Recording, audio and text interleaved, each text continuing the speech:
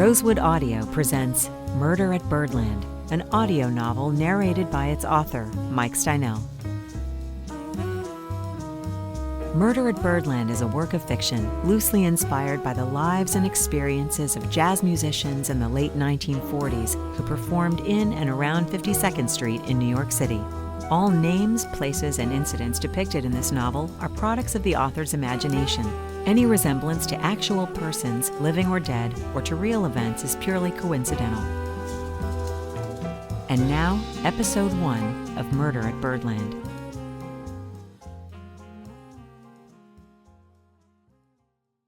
Chapter 1. Rain.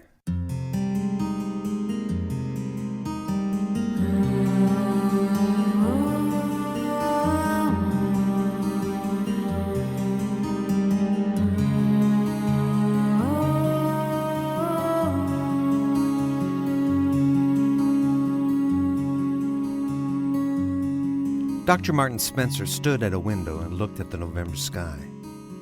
It had been a sunny morning, but by noon a dark wall had appeared off to the north.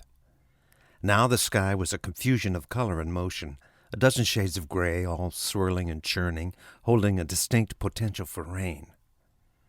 Normally Martin enjoyed storms. He considered them a type of music in a way, but this afternoon something was different.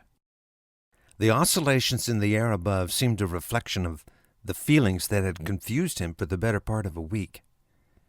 If weather was a type of music, the clouds today were that low, ominous hum in a movie soundtrack that indicates something bad is about to happen.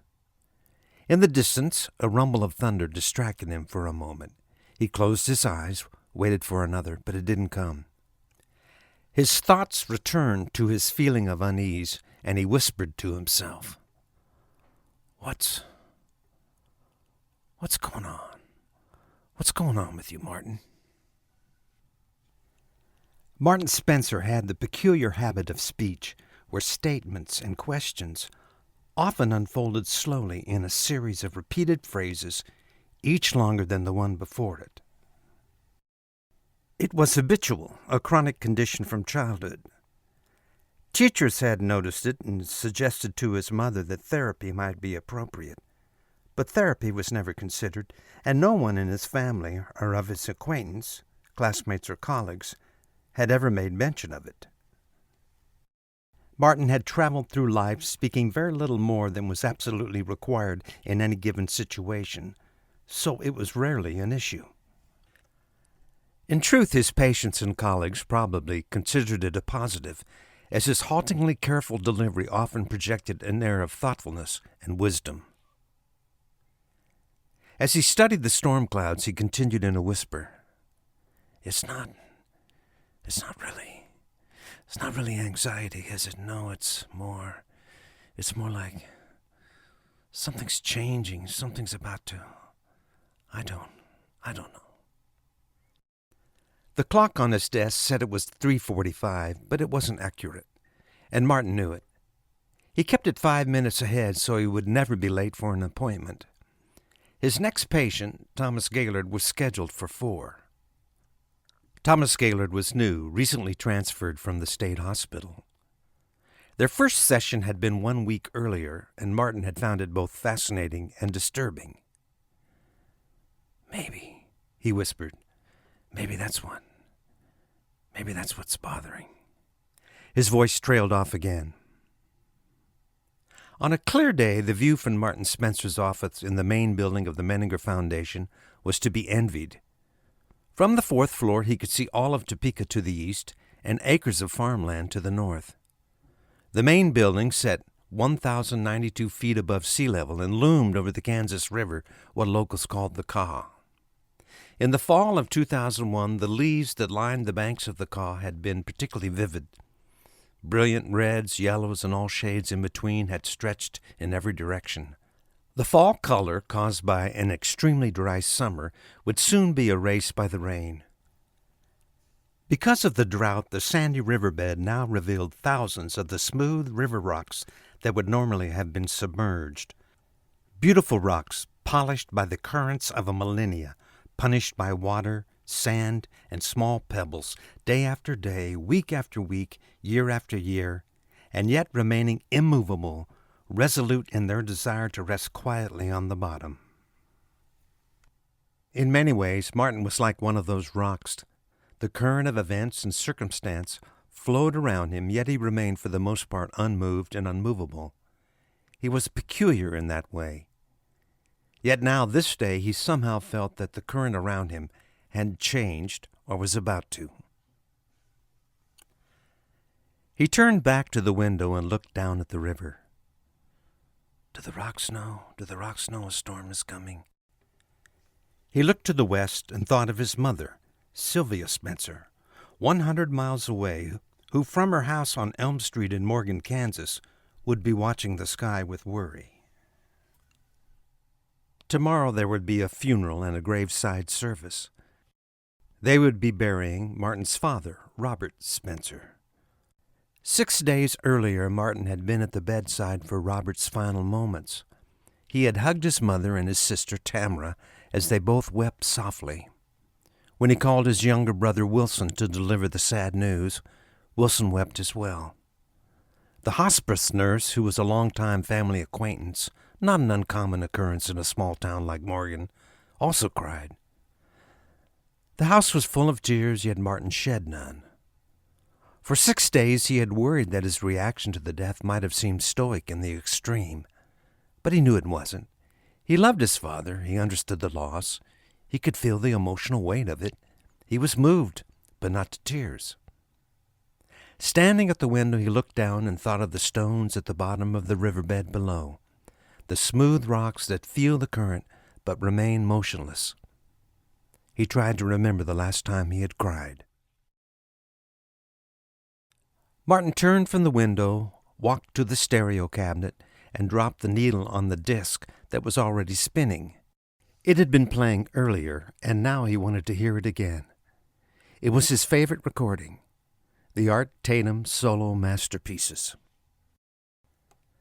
There was little more in Martin's life but work and music, and in many ways, music was the more important thing. His interest and aptitude for music was discovered early, at 18 months, when his mother found her toddler sitting on the piano bench, gently playing the first notes of a hymn, Rock of Ages. Sylvia was his first teacher, and he learned to read notes before he knew his ABCs. The piano lessons continued with a string of ever more challenging teachers through high school and into his pre-med studies until, in his junior year at Kansas University, he discovered jazz. MU 341, Jazz Appreciation, taught by a charismatic professor, opened Martin's ears to an entirely new world of sound. Once he had listened to every jazz recording in the library, he began his own collection. But listening wasn't enough.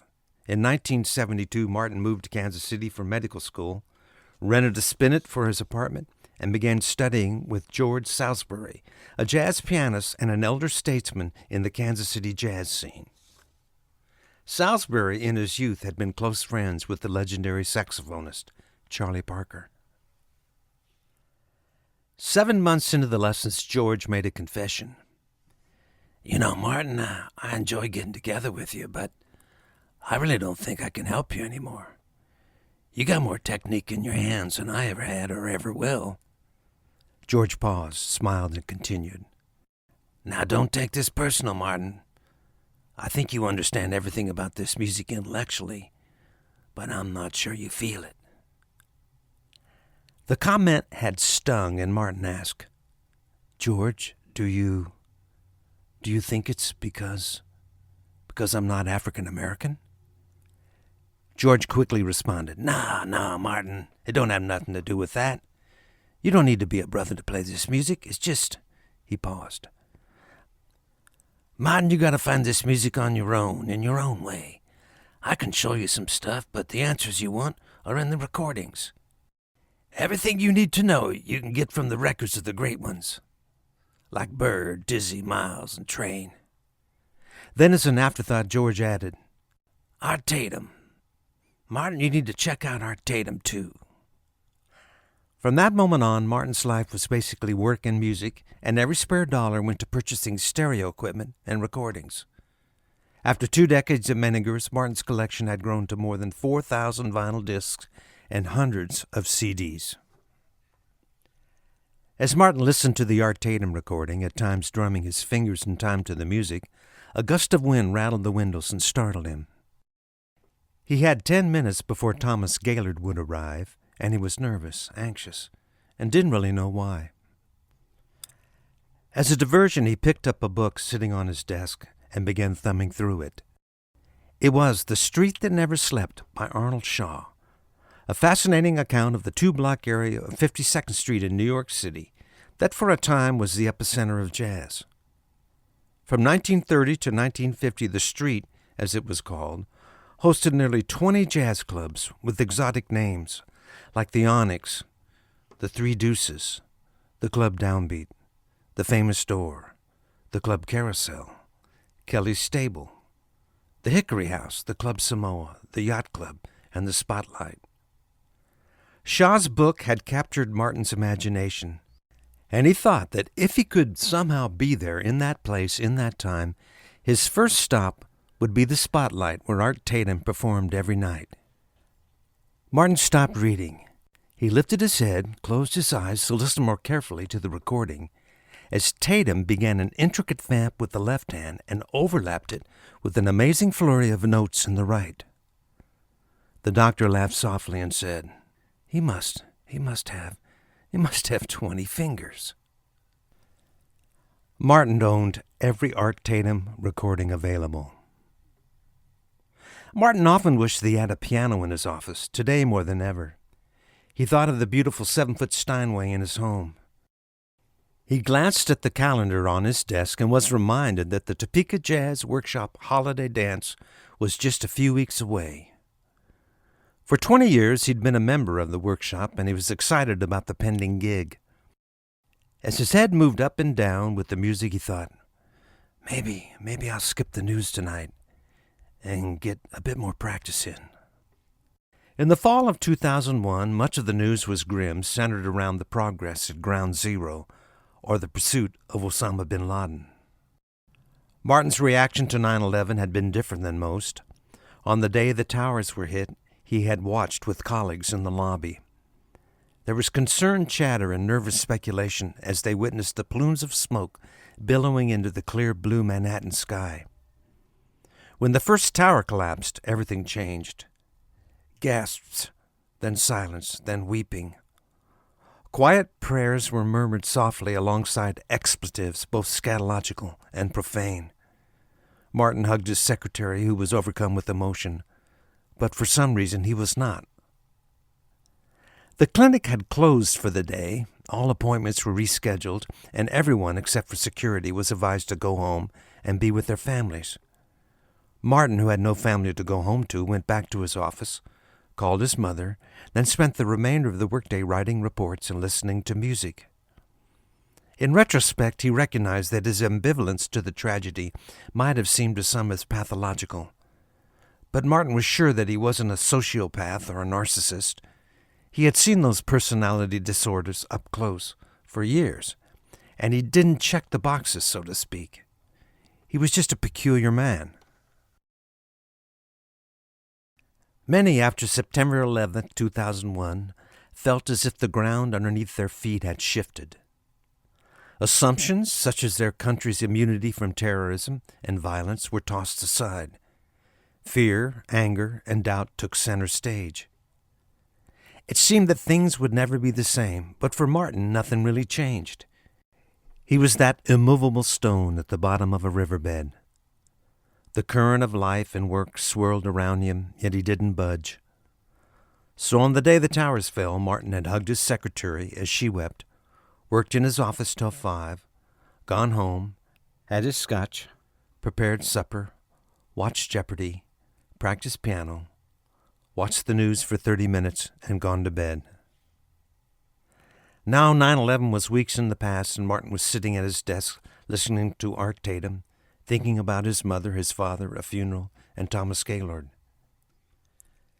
He opened the bottom drawer and carefully removed a padded manila envelope. He placed it on the desktop and stared at it. There was a knock at the door. "Come in," he said as he stood, moved to the cabinet that held the stereo, turned the music down and repeated the response, afraid he had not been heard. "Come in." A male nurse in a white tunic peeked in from the hall and announced, "Thomas Gaylord is here, doctor." Yes, of course," Martin said as he lifted the tone arm from the vinyl disc and turned the amplifier off.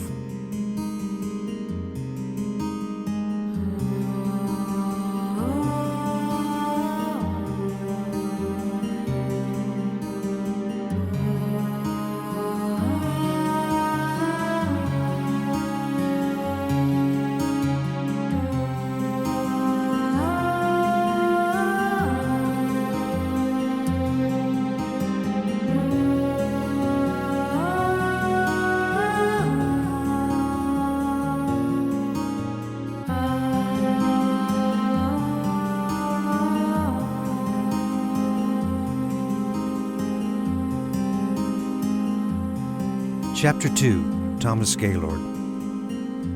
The patient, Thomas Gaylord, stepped carefully into the room. He wore a gray T-shirt, jeans, leather slippers, and 2 watches, one on each arm. He tugged at his shirt, one eye twitched, his head went back and forth. He seemed to be inspecting the walls. He adjusted the watch on his left wrist and asked, "Did they tell you to remove the photos?" The doctor replied, No, Thomas, no one. No one said anything about photos." As he spoke, he glanced at the padded envelope on the desk. He offered a cheerful greeting. "Thomas, it's good. It's good to see you again. Shall we sit down?" Thomas Gaylord had grown up in Kansas City, been arrested in 1994 for destroying public property, and sent to Osawatomie State Hospital rather than detention because of an alert and sympathetic judge. It was hoped that once he had successfully completed his therapy, Thomas would be released. But after 7 years, no progress had been made, and by 2001, it appeared that he was on track to be institutionalized for the rest of his life.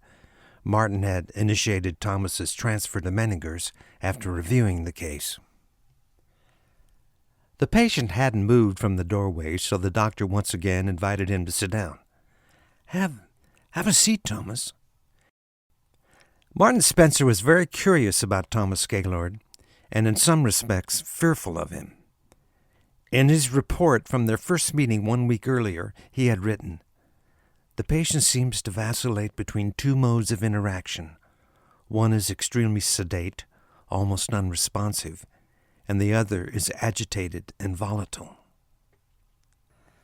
The patient moved to the chair, sat down, folded his arms, cupping his left elbow in his right palm, glanced at the watch on his left wrist, then leaned forward and looked around the room again. "No photos?" he asked as his eye twitched. He tugged on his shirt again and continued to move his head back and forth. "Strange, isn't it?" Why would you say that, Thomas?" Martin asked. For the first time since he had entered, he looked directly at the doctor. "Photographs are everywhere, aren't they?" There was a good bit of silence as Martin was thinking of how to proceed. Finally he asked in a friendly tone, You seem bothered by photos, Thomas. Why is that?" The patient turned, looked out the window at the rain, and answered in a low voice, "Photographs burn, they burn me." Like his therapist, Thomas Gaylord had his own peculiar habit of speech. Often the pitch of his voice rose at the end of sentences. It was strange, somewhat disconcerting.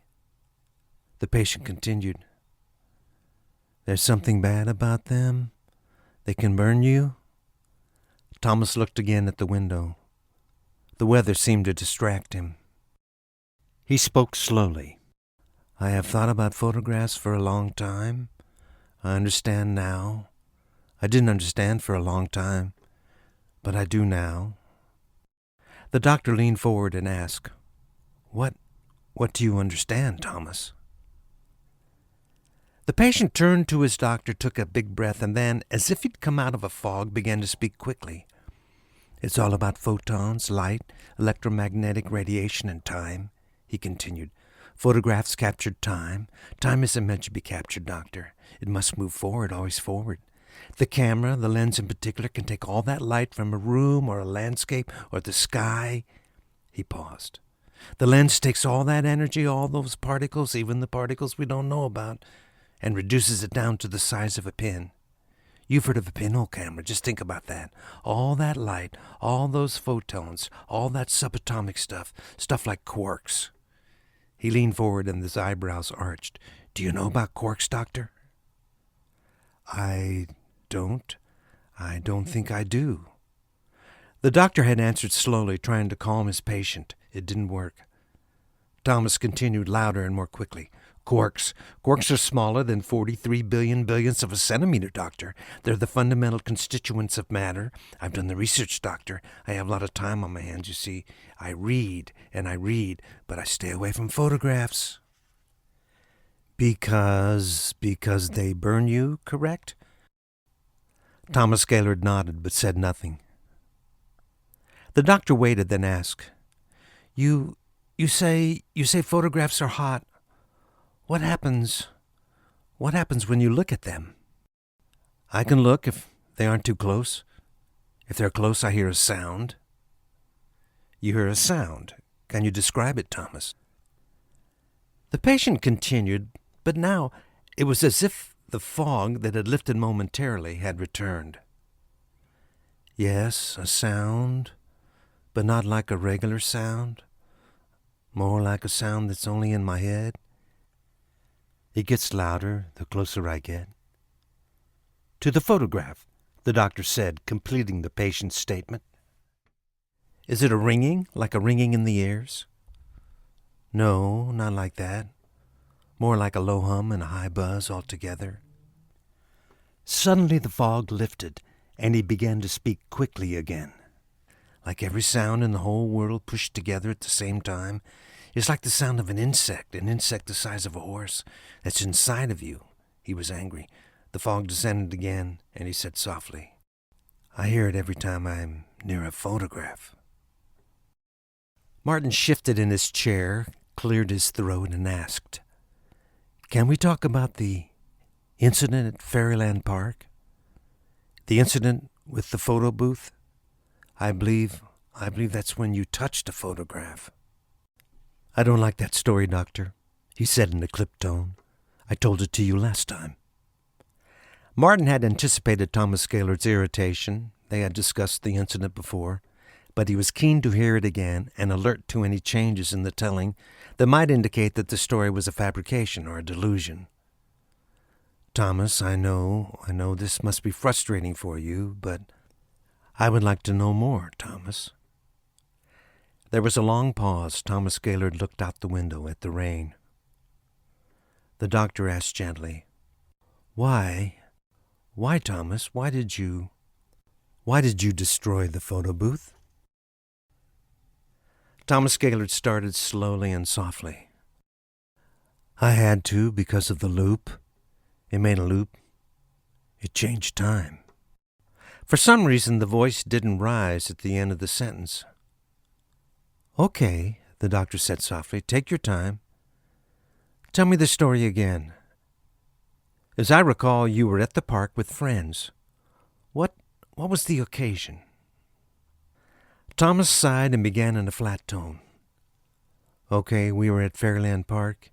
It was my friend Brian's birthday. He was 14.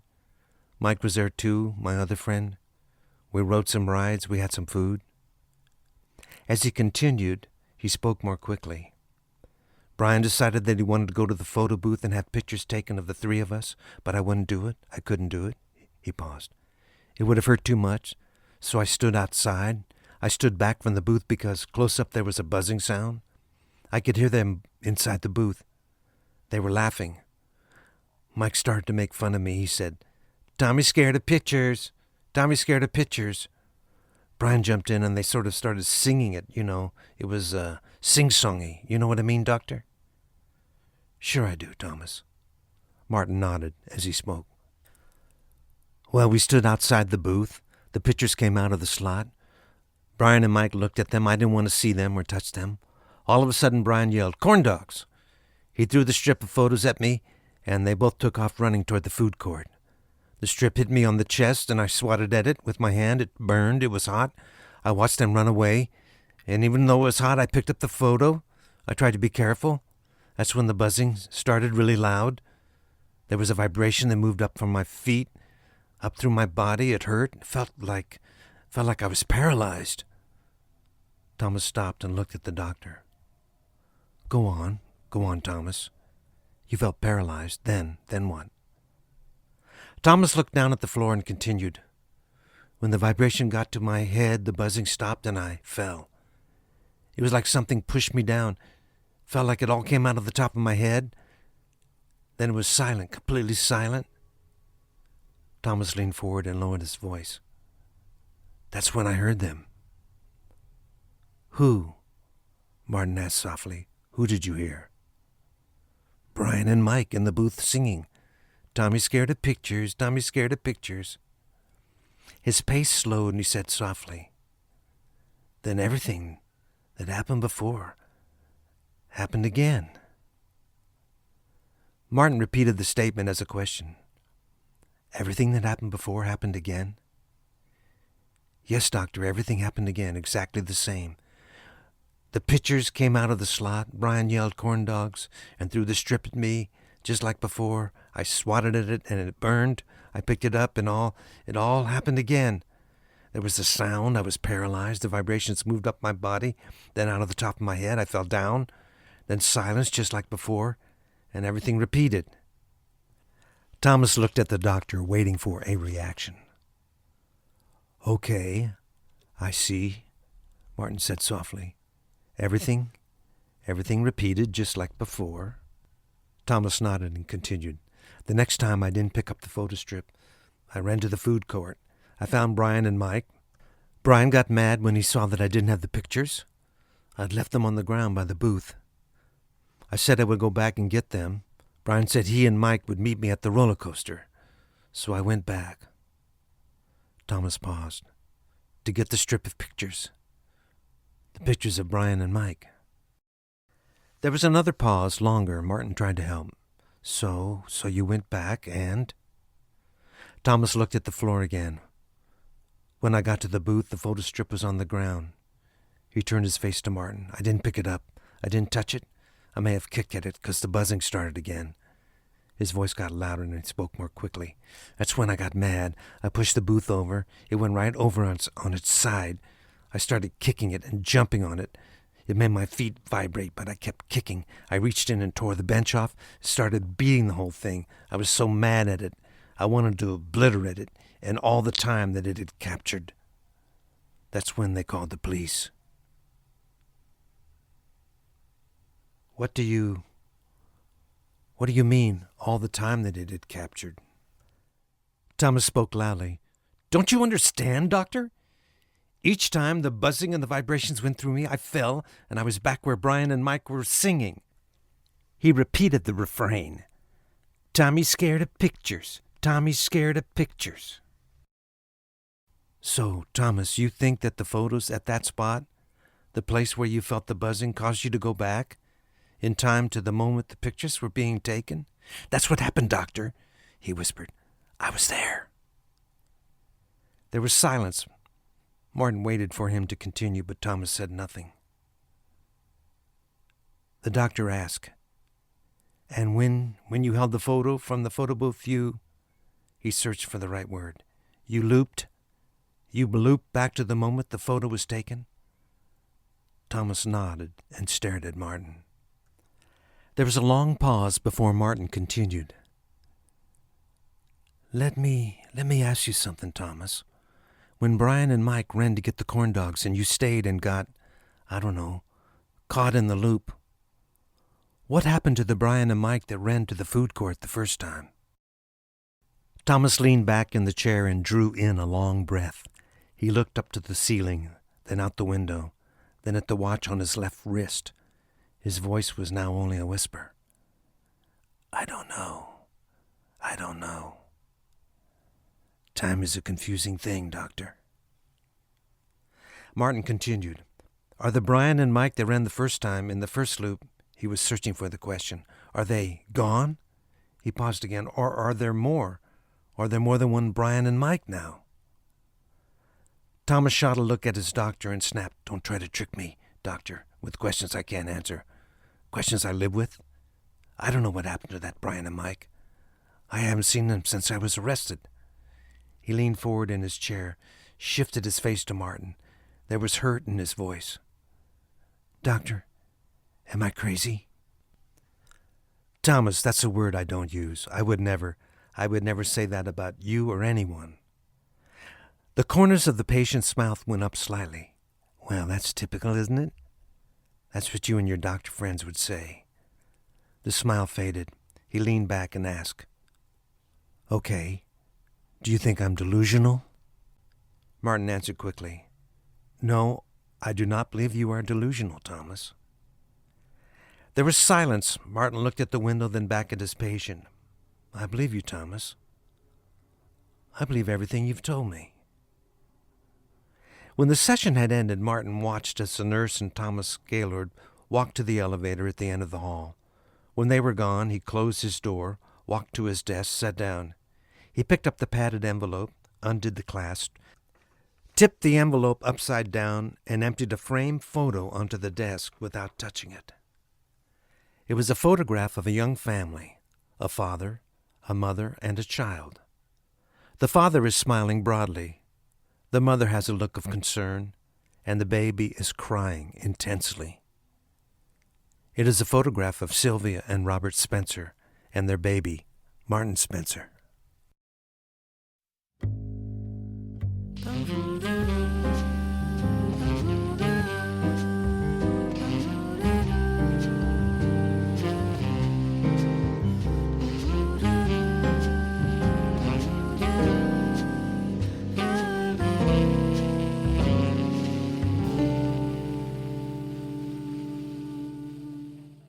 You've been listening to Murder at Birdland, an audio novel.